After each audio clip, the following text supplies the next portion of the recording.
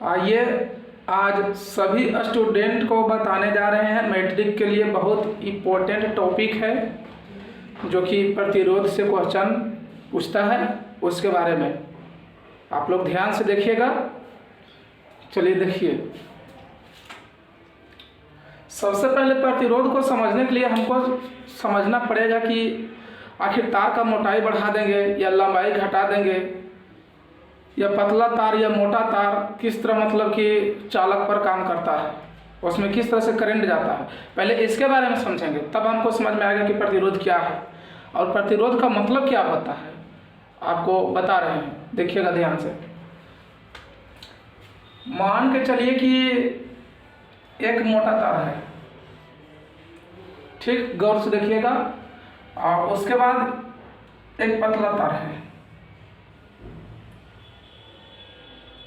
हमने लिया एक मोटा तार और हमने लिया एक बहुत पतला तार।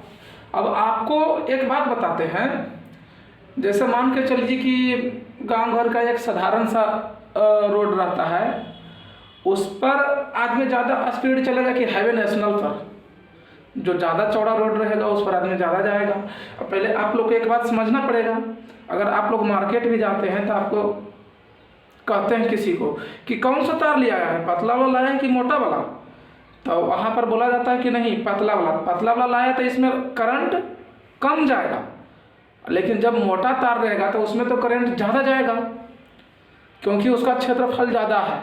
आप लोग भी समझिए। अगर अब देखिए, पहले प्रतिरोध को समझने से पहले आपको समझना पड़ेगा इस बात को कि करंट और प्रतिरोध में रिलेशन क्या है। इसको विद्युत धारा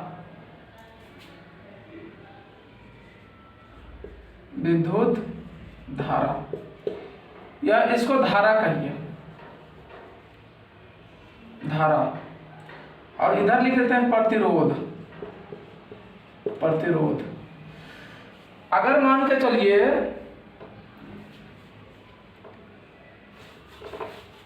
देखिए, पहले लिखते हैं धारा, फिर इधर प्रतिरोध।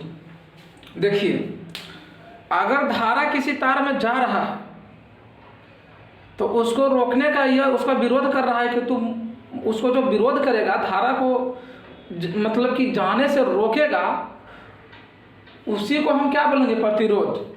किसी भी तार में मान के चलिए धारा बह रहा है तो उसको कोई रोकने वाला होगा ना जी, तो उसको जो रोकने वाला है उसको प्रतिरोध बोलते हैं। और प्रतिरोध का काम है कि धारा कम जाने देना, किसी भी चालक से धारा कम जाएगा। प्रतिरोध अगर मान के चलिए तो इससे हमको साबित हो रहा है कि धारा और प्रतिरोध दोनों एक दूसरे का दुश्मन है। क्या समझे मेरा बात को? धारा और प्रतिरोध एक दूसरे का दुश्मन है। इस बात को पहले दिमाग में सेट कीजिए कि धारा और प्रतिरोध एक दूसरे का दुश्मन है। अगर मान के चलिए कि किसी के गांव में अगर मान के चलिए आप ही का दुश्मन कोई है तो आपको आगे जाने देगा नहीं, आप ऊपर बढ़िएगा तो आपको नीचे ले जाएगा।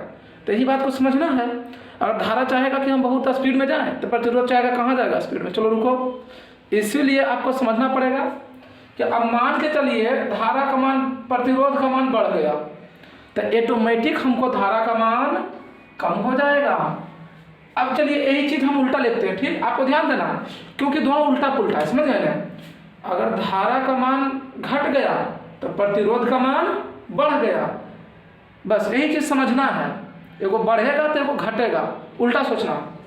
धारा का मान घट गया तो प्रतिरोध का मान बढ़ जाएगा। अब इसको लेके उलट देते हैं।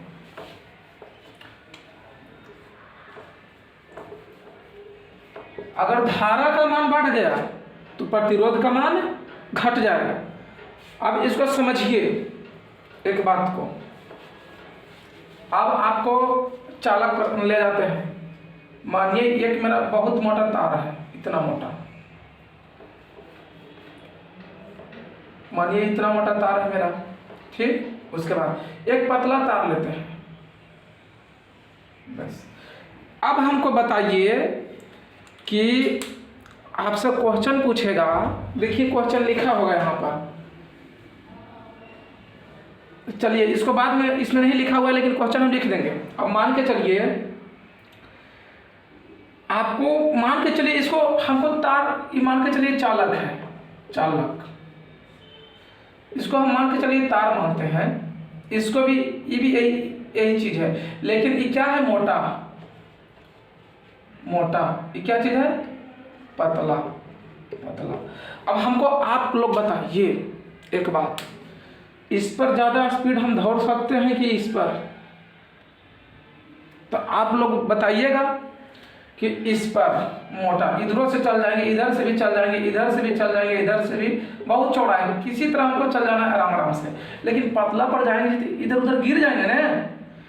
इसका मतलब अगर धारा जाना चाह रहा है तो धारा मोटा तार या जिसका क्षेत्रफल बड़ा रहेगा उससे जाएगा ज़्यादा स्पीड में, लेकिन पतला पर तो कम, देखिए कम जगह है तो कैसे जाएगा, बहुत कम जाएगा।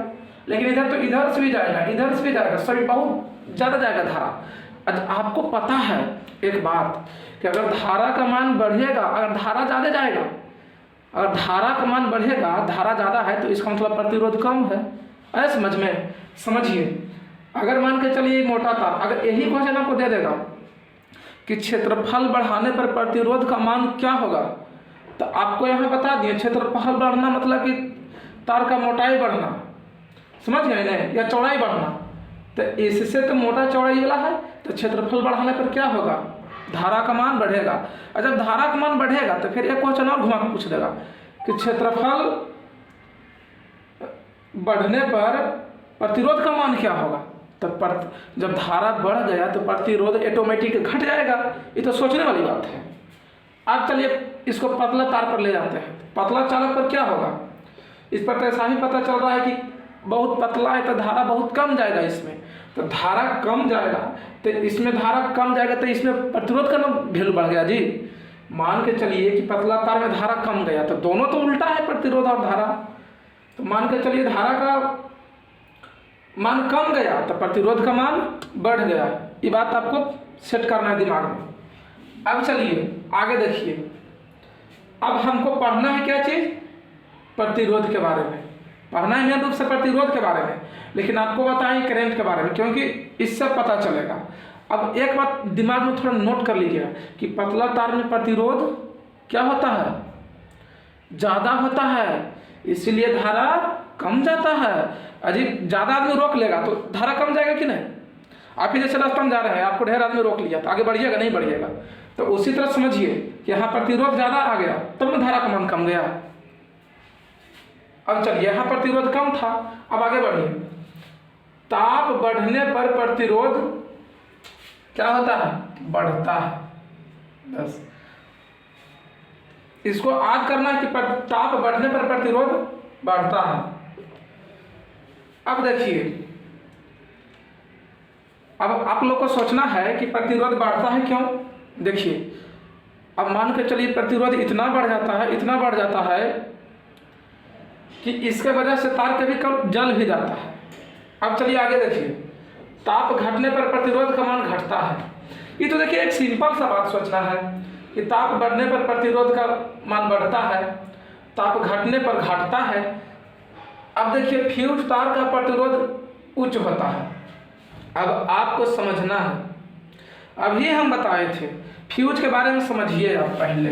फ्यूज होता है क्या, आपके मान के चलिए कि इस टाइप से होता है फ्यूज, ठीक। यहाँ पर मान के चलिए एक तार पतला सा होता है ना, ये जो पतला से जो तार रहता है इसको ले जाकर बोर्ड में इसे खोस देंगे।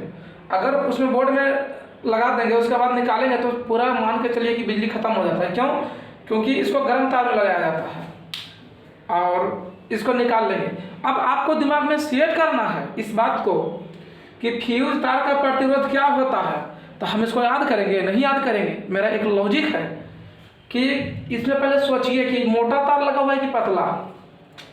सर जी इसमें पतला लगा हुआ है, पतला। तभी हम आपको बताए थे कि धारा पतला तार पर बहुत कम जाता है, पतला तार में। तो इसीलिए जब फ्यूज में मेरा पतला तार लगा हुआ है और धारा कम जा रहा है तो प्रतिरोध का मान ऑटोमेटिक बढ़ जाएगा, क्योंकि दोनों उल्टा है। इसलिए समझिए तो फ्यूज तार का प्रतिरोध क्या होगा, हमको तार के बारे में सोचना है। तार क्या है, पतला, पतला तार में ज़्यादा प्रतिरोध होता है, इसलिए क्या होगा आपका होगा फ्यूज तार का प्रतिरोध उच्च होता है, मतलब ज़्यादा होता है। अब फ्यूज तार का गलनांक, फ्यूज तार का गलनांक निम्न होता है। इस बात को समझिए, अगर मान के चलिए फ्यूज तार हम जब लगाते हैं, इसमें देखिए फ्यूज तार इसको बोलते हैं, अगर इसमें लगाते हैं तो इसमें क्या करना है, अब मान के चलिए हम मोटा तार दे देंगे। अब मोटा तार दे देंगे तो अभी आप लोग को पढ़ाए हैं कि मोटा तार में लाइन बहुत ज़्यादा जाता है, करंट या धारा बहुत ज़्यादा जाता है। तो अगर मेरा कुछ भी अगर इंस्ट्रूमेंट लगा हुआ रहेगा, मान के चलिए टीवी है, फ्रिज है, ग्रिज है, कुछ भी रहेगा, तो धारा ज़्यादा ऑटोमेटिक बढ़ जाएगा तो फिर जल जाएगा ना जी, सब कुछ जो भी हम लगाए हुए हैं, बल्ब हो या कुछ भी उड़ जाएगा। तो इसके वजह से हम पतला तार देंगे तब ना कि अगर धारा का मान बढ़ेगा तो तुरंत वो गल के नष्ट हो जाएगा, समझे ना। इसलिए इसको तुरंत नष्ट हो जाए, मतलब तुरंत क्या हुआ, गल गया, तुरंत बहुत जल्दी गल गया, इसलिए क्या होगा, फ्यूज तार का गलनांक निम्न होता है। अब फ्यूज को जोड़ा जाता है श्रेणी क्रम में, इसको याद कर लीजिएगा।